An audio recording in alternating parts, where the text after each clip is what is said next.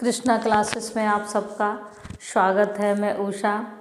जैसा कि हम सिंथेसिस पढ़ रहे हैं, सिंथेसिस हमारे चल रहे हैं, तो सिंथेसिस ऑफ द सेंटेंस, वाक्यों का संश्लेषण। तो आज हम सेकंड रूल की चर्चा करेंगे। फर्स्ट रूल हम पढ़ चुके हैं, to combined the sentence by participle, participle के द्वारा वाक्यों को कंबाइंड करना। आज हम पढ़ेंगे, ये हमारा दिखाई दे रहा है हमें, रूल नंबर सेकंड।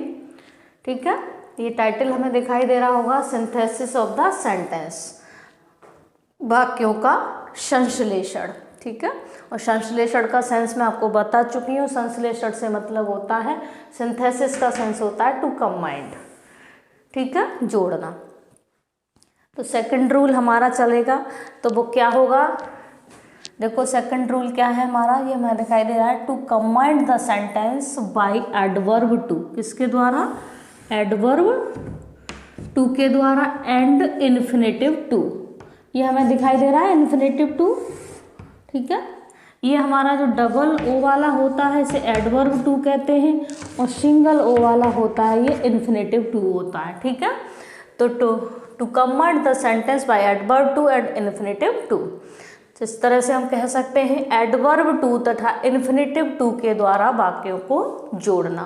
अब एडवर्ब टू और इन्फिनेटिव टू के द्वारा वाक्यों को कैसे जोड़ते हैं, कैसे कंबाइंड करते हैं, हमने आपको आपके समझ के लिए अपने तरीके से बहुत इजी वे में लिखा हुआ है। प्रथम वाक्य के एडजेक्टिव से पहले, ठीक है, कौन सा प्रथम वाक्य, ये हमें दिखाई दे रहा होगा, ये राहुल इज वेरी वीक। ठीक है, प्रथम वाक्य के एडजेक्टिव से पहले, किससे पहले? एडजेक्टिव। एडजेक्टिव क्या है? वीक। ये दिखाई दे रहा है हमें। वेरी या शो के स्थान पर एडवर्ब टू लगा देते हैं। किसके स्थान पर? वेरी या शो के स्थान पर क्या लगा देंगे? Adverb too. ये रहा, ये लगाएंगे। ठीक है, टू लगा देते हैं। तथा दूसरे वाक्य की मुख्य क्रिया मेन वर्ब, कौन सा वाक्य दिखाई दे रहा है हमें? दूसरा। ठीक है, ये यहाँ ये सेकंड दिखाई दे रहा है। दूसरे वाक्य की मुख्य क्रिया मेन वर्ब, मुख्य क्रिया को क्या कहते हैं? मेन वर्ब से पहले इन्फिनेटिव टू, ये हमें दिखाई दे रहा है। जैसा कि हम पहले बता चुके हैं आपको कि इन्फिनेटिव टू क्या होता है, इन्फिनेटिव टू लगाकर वाक्यों को जोड़ देते हैं। ठीक है, अब जैसा कि हमें एग्जाम्पल से हम समझेंगे। एग्जाम्पल से कैसे समझेंगे? देखो, फर्स्ट सेंटेंस है हमारा, फॉर एग्जाम्पल हम देखेंगे, Rahul is very week. Rahul बहुत कमजोर है। ही can not pass in high school. वह हाई स्कूल में पास नहीं हो सकता।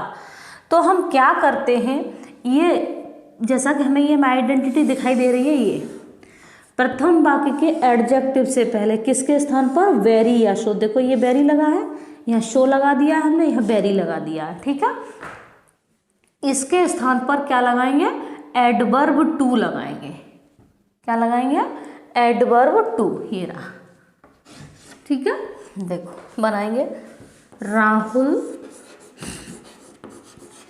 Is to. ठीक है, वेरी के स्थान पर क्या आएगा? टू। वीक, बहुत इजी है, आप समझ लें तो राहुल इज टू वीक। ठीक है, फिर क्या लिखा हुआ है? दूसरे वाक्य की मुख्य क्रिया मेन वर्ब से पहले इन्फिनेटिव टू। अब दूसरे वाक्य की मुख्य क्रिया क्या है? पास। ठीक है, इससे पहले क्या करेंगे? टू। टू पास, ठीक है, इन हाई स्कूल।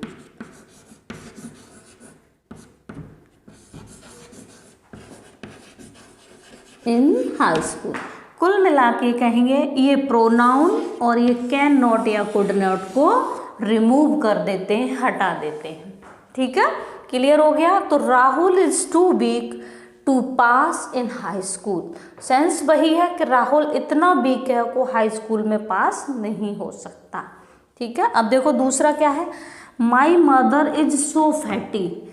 मेरी माता इतनी फैटी है कि she can not walk on foot. वह पैदल नहीं चल सकती, या she can not walk properly, या वो प्रॉपरली नहीं चल सकती। तो कैसे बनाएंगे इसको, देखो कैसे कंबाइंड करेंगे। माई मदर इज, अब शो के स्थान पर क्या ले आएंगे, बिल्कुल सिंपल है, बिल्कुल इजी है, टू। ठीक है, एडवर्ब टू कर देंगे, फिर एडजेक्टिव लगा देंगे फैटी, फिर क्या कर देंगे, इन्फिनेटिव टू लगा देंगे। इन्फिनेटिव टू लगाने के बाद दूसरे वाक्य की मेन वर्ब को लगा देते हैं, वॉक ऑन फुट, या कह लेंगे वॉक प्रॉपरली, जैसा एज यू लाइक, जैसा आपको अच्छा लगे। अगला है देखेंगे, Mohit was very clever, she could not help anybody, वह किसी की हेल्प नहीं करता था। तो देखेंगे, देखो मोहित वाज टू, क्या कर देंगे, वेरी के स्थान पर क्या लगा दिया, too, clever to help anybody. ठीक है, इस तरह से ये हमारा क्या हो जाता है। अगर हम और भी सोचें तो ये कहें, the lion is very weak, he can not hunt any animal. तो कैसे हो जाएगा, the lion is too weak to hunt any animal. ठीक है, तो हम ये कहें, I am so lazy, I can not do my work. तो I am too lazy to do my work. इस तरह से हमारा ये सेकंड रूल हो जाता है टू कंबाइन। तो किसके द्वारा, एडवर्ब टू और इन्फिनेटिव टू। तो एडवर्ब टू कहाँ लग जाता है हमारा, पहले वाक्य में, एडजेक्टिव से पहले वेरी या शो के स्थान पर, और इन्फिनेटिव टू कहाँ लग जाता है, दूसरे वाक्य की मेन वर्ब से पहले वाक्यों को जोड़ना। वैसे भी तो हमारा ये नियम होता है कि कभी भी हम वाक्य को बना रहे होते हैं, लिख रहे होते हैं, स्टोरी बना रहे होते हैं, कोई लिटरेचर का कुछ भी लेसन पार्ट क्रिएट कर रहे होते हैं, तो किसी क्रिया को जोड़ने के लिए हमें इन्फिनेटिव टू का प्रयोग करना पड़ता है। ठीक है, तो इन्फिनेटिव टू के द्वारा ही हम किसी भी मेन वर्ब को लगाते हैं।